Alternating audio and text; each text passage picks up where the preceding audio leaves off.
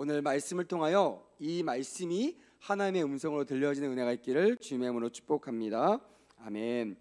우리가 항상 바쁘게 살죠. 우리 드럼 치는 현빈이도 저기 막 오늘 금요일 날 수업 끝나고 버스 타고 막 때로는 기차 타고 막 불이 나게 달려온다고 하더라고요. 얼마나 그게 아름답고 귀하게 보이는지 정말 한 주간 동안 제가 마음속으로 축복했던 그런 생각이 납니다. 오늘 보니까 너무나 반가운데요. 하나님께서도 여러분들을 그렇게 대하실 겁니다. 제가 알지 못하는 상황 속에서 정말 어렵게 오신 분도 계시라고 저는 믿습니다. 저는 모르지만 또 우리는 모르지만 하나님께 여러분들을 기억하신 줄 믿으시기를 주님의 이름으로 축복합니다. 아멘. 그래서 우리가 말씀을 통하여 하나님 앞에 설 때 하나님께 준비하셨던 그 일들을 계속해서 이루어 가실 거고요. 마침내 마지막은 하나님의 승리가 임하게 될 줄 믿습니다. 아멘. 요즘 한국 교회에 뜨고 있는 찬양이 있습니다. 물론 요즘에는 정말 많은 찬양들이 일어나는 것 같아요. 왜 그러나라고 한번 연구해 봤더니 옛날에는 오프라인 예배가 거의 중심이었잖아요. 오프라인 예배의 중심은 뭐냐면 작년 중심에 우리가 말하면 대예배, 그러니까 1, 2, 3부 예배가 있다고 하면 2부 예배가 거의 대예배라고 하죠. 물론 뭐 크고 작은 것을 구분하기보다는 많은 사람들이 함께 한다는 의미로 대예배라는 이름을 붙입니다. 저도 대예배 때 찬양 인도를 하지만 찬양 인도를 할 때 뭐 청년 예배 때 부르는 찬양과 금요 찬양 때 부르는 찬양과 대예배 때 부르는 찬양이 좀 달라요.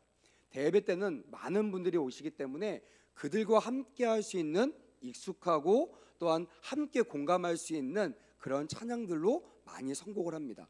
근데 저희가 3년 정도의 코로나 시간을 지나면서 각자 흩어져 있었어요. 각자 집에서 있었고 소수의 사람들을 통하여 하나님께서 예배라는 것을 인도해 나가셨거든요. 그러다 보니까 이제 소수다 보니까 찬양 인도자들도 용기를 얻은 것 같아요. 그래서 나에게 주셨던 그런 찬양들을 마구마구 이렇게 쏟아내리기 시작했습니다. 그래서 그동안 부르지 않았던 이 시대에 하나님께 주시고자 하는 찬양들이 많이 3년 동안 불러졌던 것이 일반적입니다. 그리고 지금 제가 소개하는 이 곡은 이 3년 동안 가장 사랑받았던 곡이 아닐까라고 저는 생각합니다.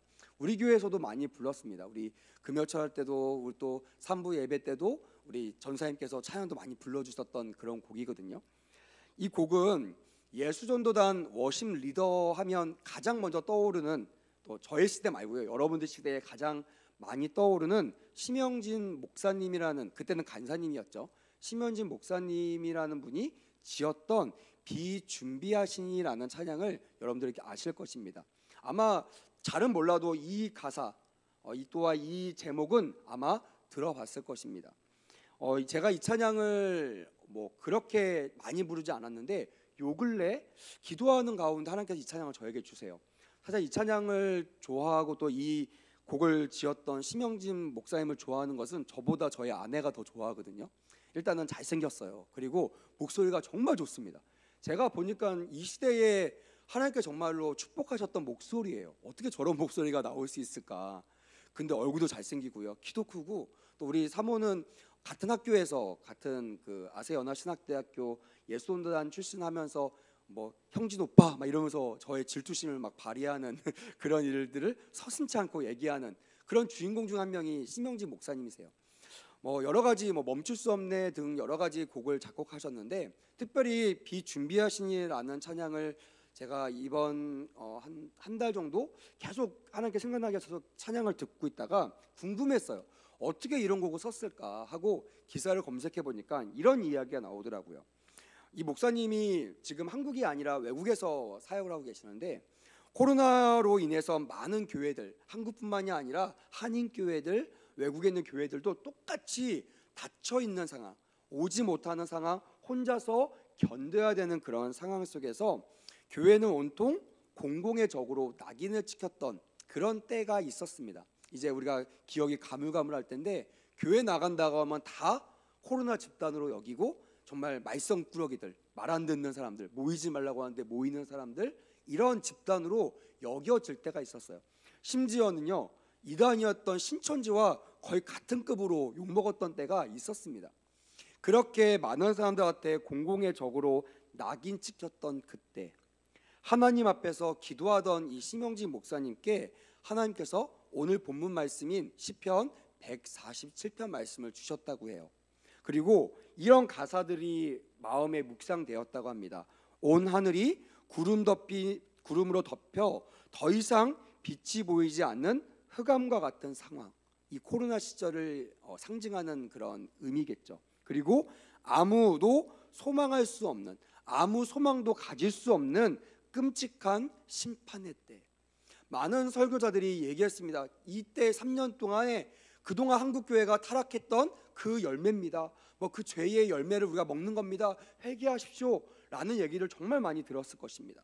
그렇게 끔찍한 심판의 때라고 다 이구동성으로 말하고 있었던 그때에 내 삶은 점점 황폐해지고 더는 풀 한 폭이 자랄 수 없는 것 같은 소망이 끊어졌다고 생각하는 그때에, 버려진 것 같고 심판받은 것 같은 그때에 하나님께서 심영진 목사님에게 오늘 시편 147편 말씀을 주시면서 이렇게 말씀하셨다는 거예요.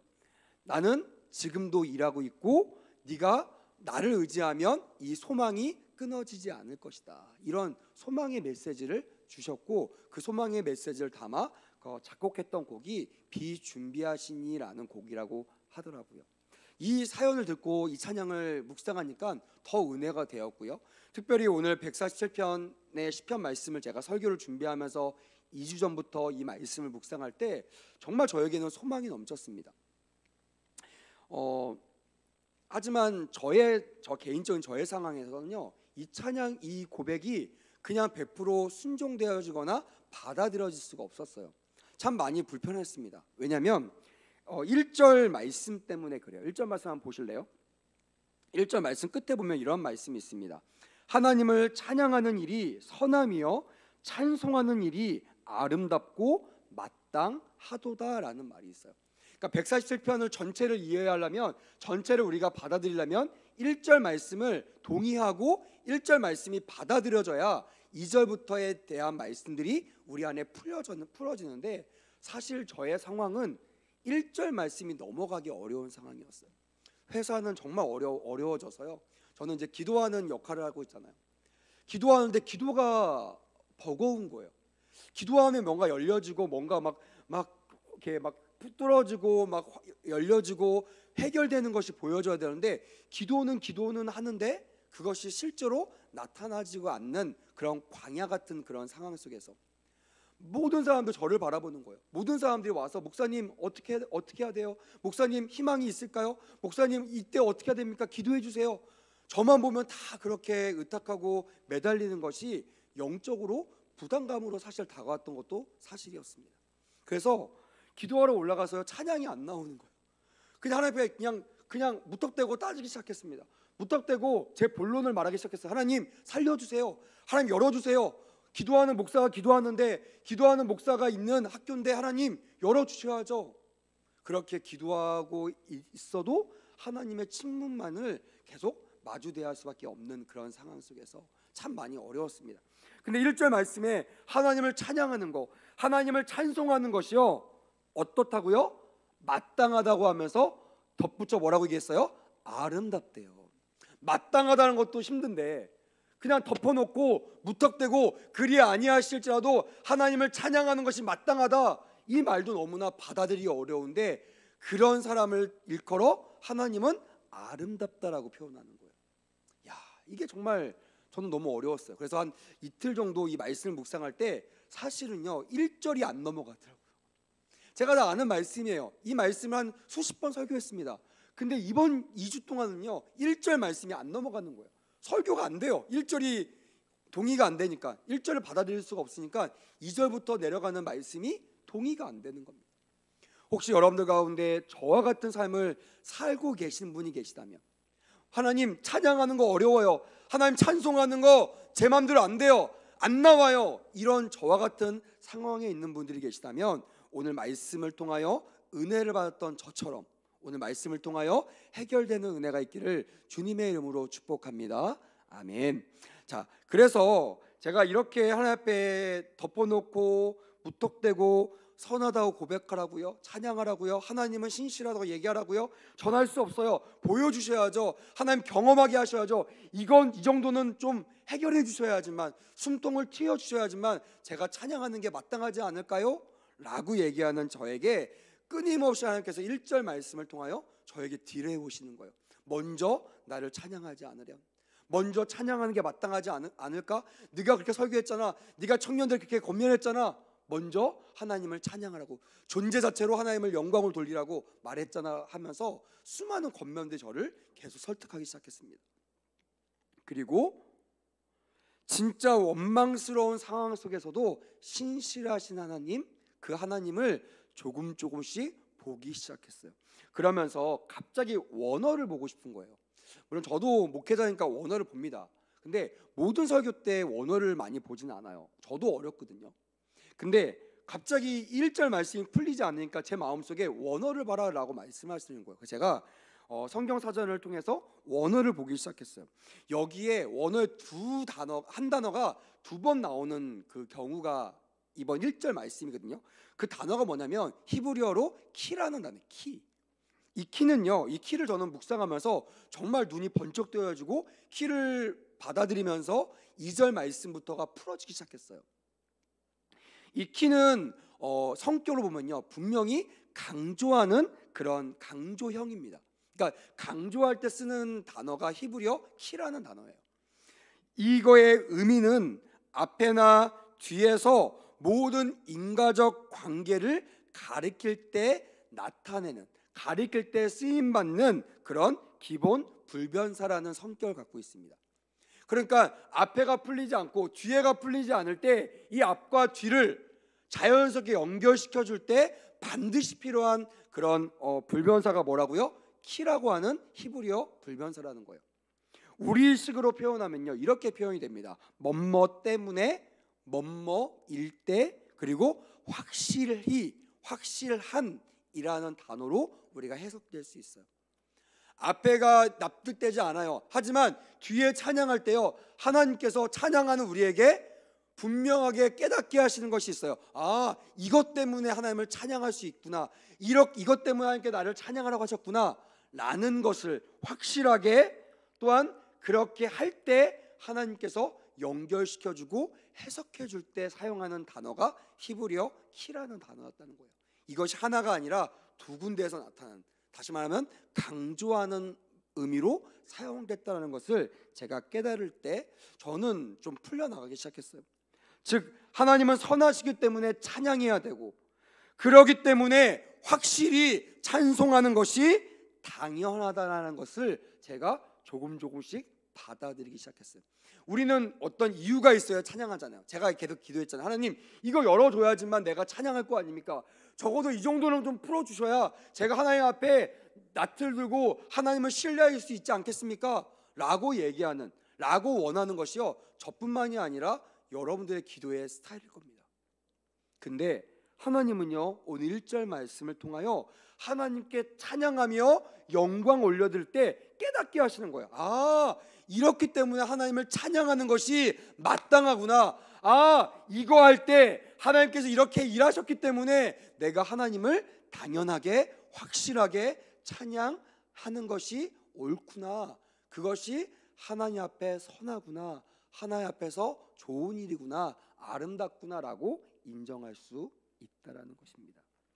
사랑하는 여러분, 뭐뭐 때문에, 하나님께서 뭘 해주셨기 때문에 감사하는 그런 신앙이 아니라 존재 자체로, 제가 자주 쓰는 거거든요. 존재 자체로, 내가 태어난 그 이유만으로, 내 죽을 수밖에 없는 내가 구원받은 그 이유 하나만으로도 주님을 능히 찬양하는 우리 모두가 되었으면 좋겠습니다. 아멘. 그럴 때요, 찬양하는 가운데 아, 이렇기 때문에 하나님을 찬양하는 거구나, 내가 이렇기 때문에 마땅하구나라는 것이 깨달아진다는 것이에요. 오늘 설교 말씀을 통하여 이것이 깨달아졌으면 좋겠습니다. 아멘. 자, 본론 한번 들어가 보겠습니다. 오늘 본문은요, 많은 성경학자들이 바벨론 포로에서 귀환한 다음에 쓰여졌던 이야기라고 대다수 학자들이 얘기하고 있습니다. 저도 동의합니다. 왜냐하면 오늘 본문 말씀 2절 말씀에 보니까요, 여호와께서 예루살렘을 세우시며 이거는 초창기 때를 말하고 있고요. 이스라엘의 흩어진 자들을 모으시며라는 그 단어가 있거든요. 흩어진 이스라엘 백성들을 모으시며. 이스라엘 역사 가운데요, 이스라엘 백성들이 흩어진 것은요 바로 바벨론 포로 때밖에 없었어요.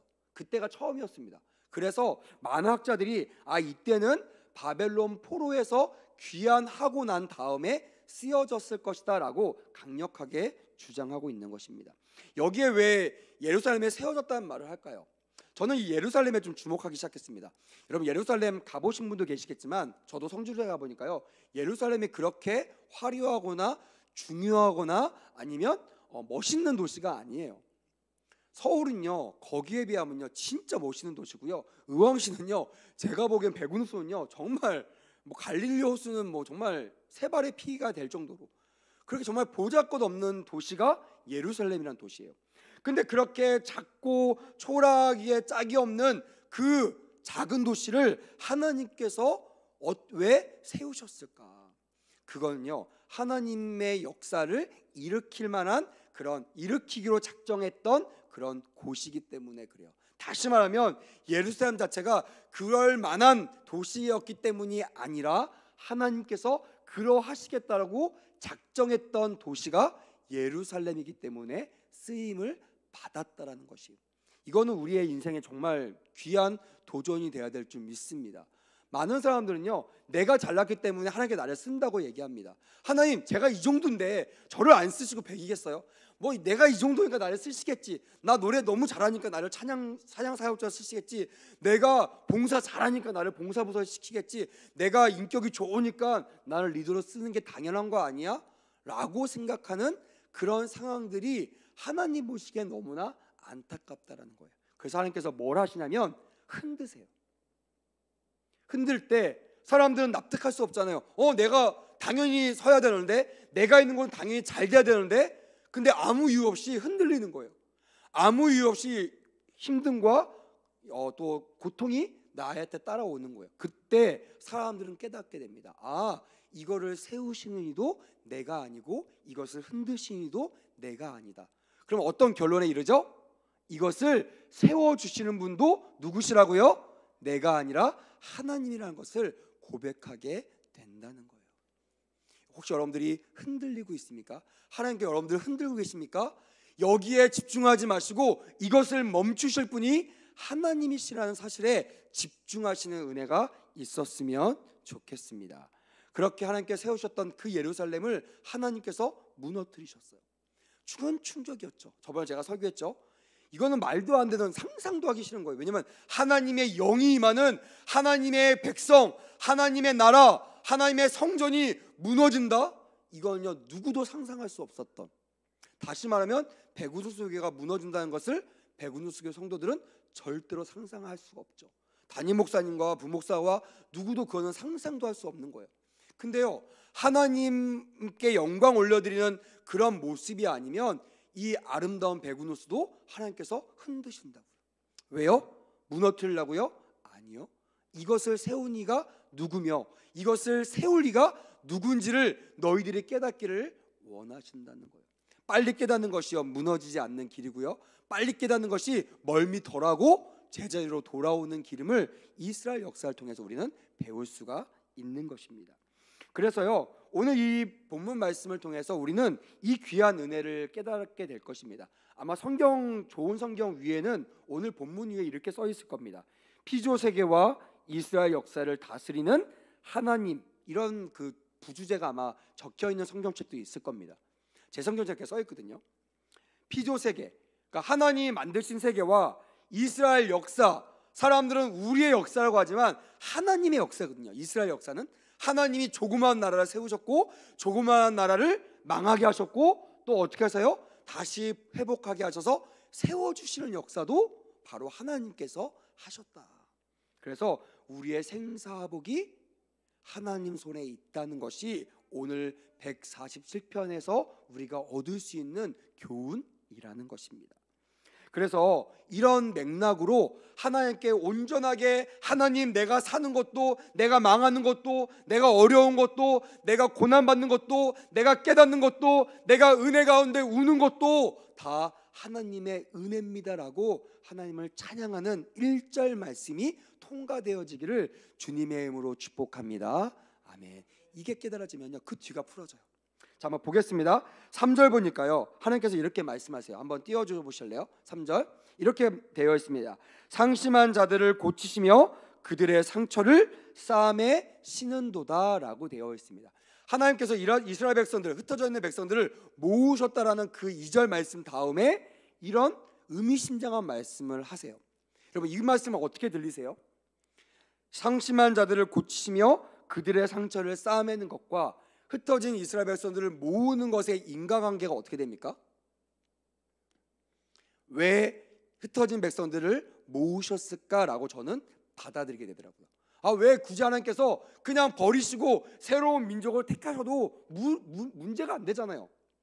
그런 말을 하잖아요. 사람은 고쳐 쓰는 거 아니다, 이런 얘기 들어보셨을 거예요.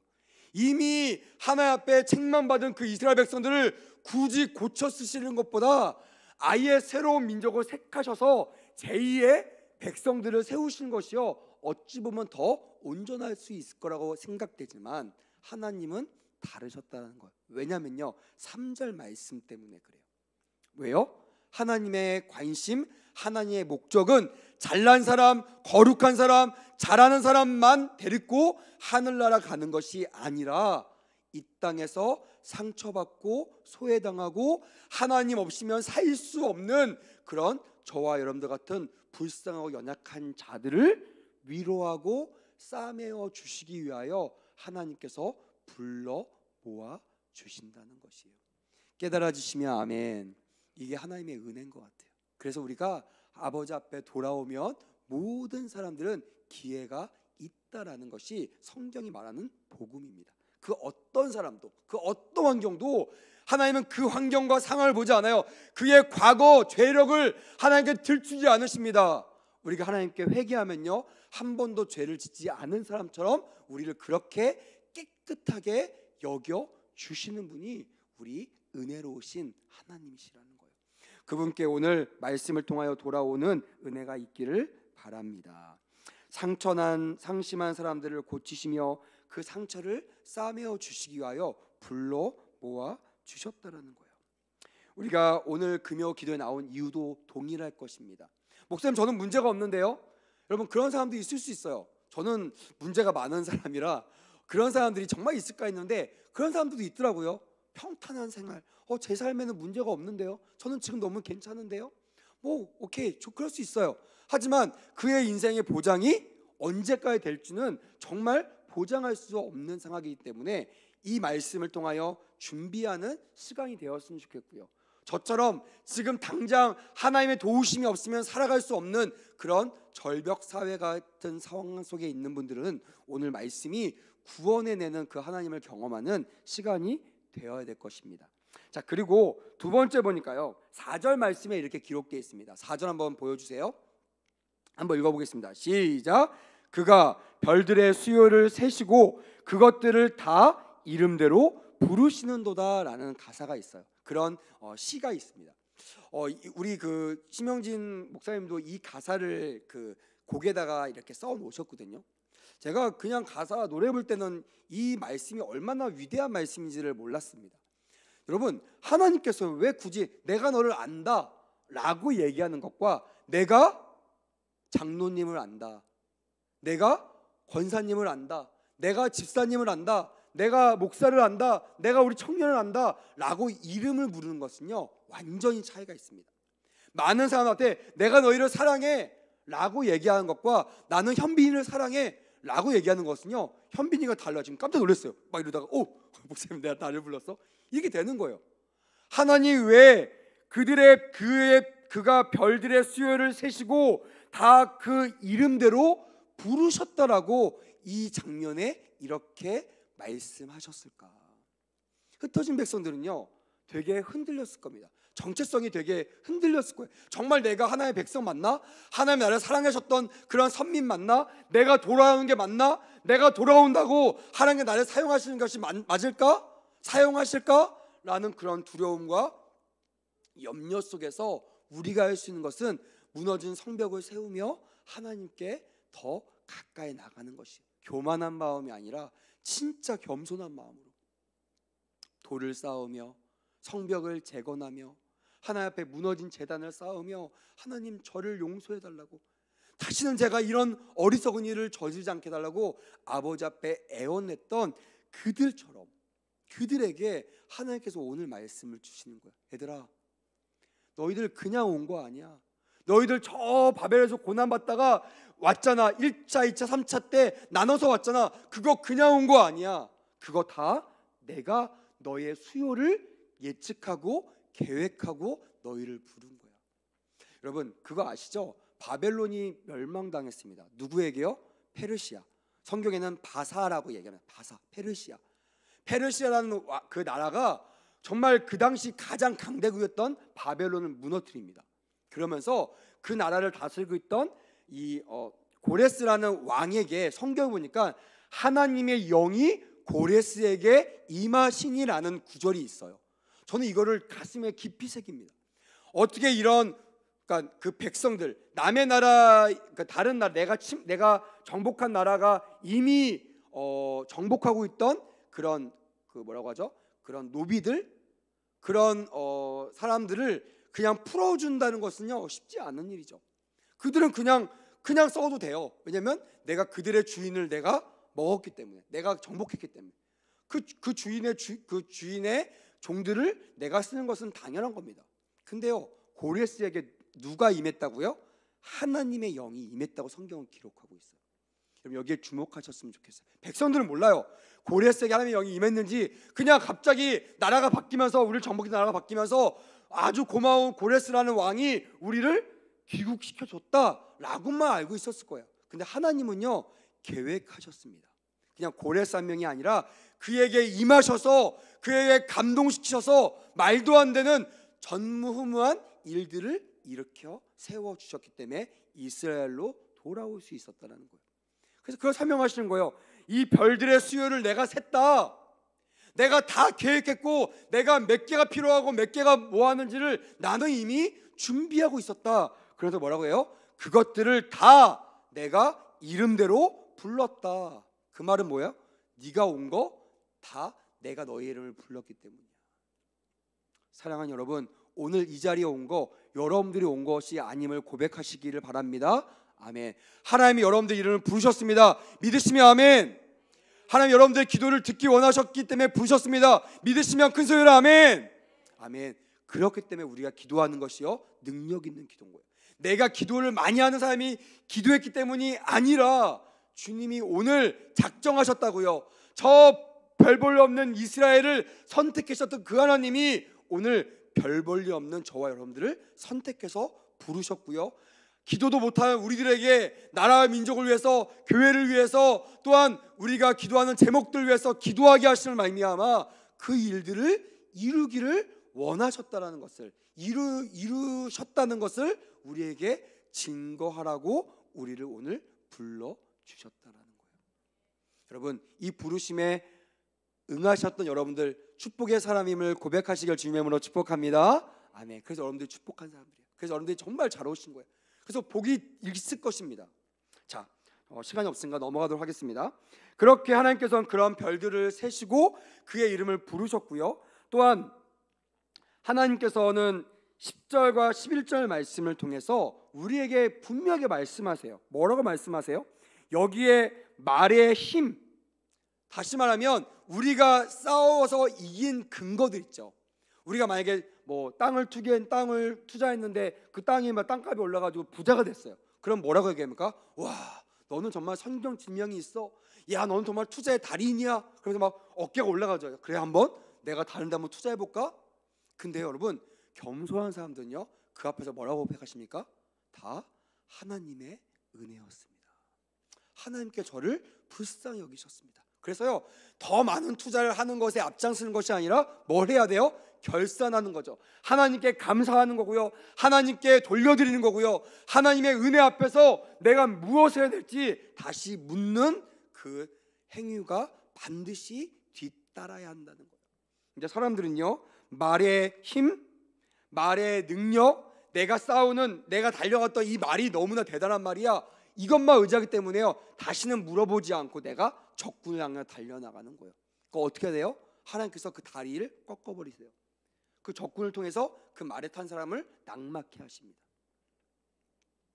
그것을 하나님께서 말씀하시는 거예요. 하나님은요, 인간의 능력과 힘 자체를 미워하지 않으세요. 여러분, 이거 착각하지 마세요. 하나님 우리에게 주신 것은요, 다 하나님이 주셨던 선한 것입니다. 돈을 주신 것이요, 어떤 사람은 야, 너 돈 준 거 너 저주야. 아닙니다. 여러분, 성경 보세요. 모든 하나님이 우리에게 주신 것은요, 다 하나님이 주셨다는 거. 또 성경은요, 하나님이 주신 것은 하나도 선하지 않은 것이 없나니라고 말하고 있어요. 믿으시면 아멘. 하나님이 다 주신 거예요. 다만 뭐예요? 내가 이것을 내가 하나님께 감사하는 도구로 보는 것이 아니라 내가 이길 수 있는, 내가 성공할 수 있는 비결로 보는 거예요. 여기에서 문제고, 다시 말하면 내가 문제인 거지 나에게 주시는 도구들이 문제가 아니라는 거예요. 그래서 여러분, 뭐 물질, 돈이 일만하게 뿌리라고 하잖아요. 돈 자체가 문제가 아니라 그 돈을 의지하는 나로 인하여 그것이 앞잡이가 되고 그것이 우상숭배가 되는 것입니다. 하지만 이 물질을, 나에게 주신 이 능력을 하나님이 주셨다라고 믿고 감사 올려드리면요, 하나님께서 그 물질과 그 능력을 통하여 영광 나타내 주실 줄 믿습니다. 믿으시면 아멘. 아멘. 그래서 우리는 구해야 돼요. 그리고 발견해야 됩니다. 나에게 주신 달란트가 무엇인지. 없는 것을 가지고 애써 얻으려고 하지 마시고요, 나에게 이미 주셨던 강점과 장점을 하나님께 드리시는 은혜가 있기를 주님의 이름으로 축복합니다. 아멘. 말씀을 맺도록 하겠습니다. 오늘 하나님께서 우리를 축복하시고 또 중간에 보면요, 가장 중요한 단어가 뭐냐면 내가 고난의 먹구름을 거두게 하는 비, 다시 말하면 생명력을 상징하는 비, 메마른 땅을 비옥한 땅으로 바꿔줄 것을 상징하는 비, 이 비를 따라합시다. 준비하셨다. 더 크게 준비하셨다. 믿으시면 아멘. 하나님이 준비하셨다라는 축복을 얻게 될 줄 믿습니다. 아멘.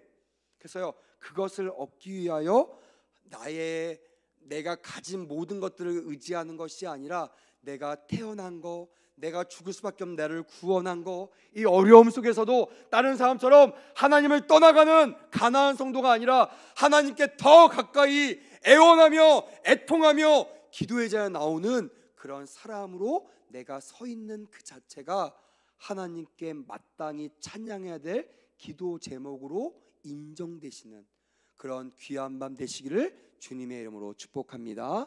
아멘. 기도하겠습니다.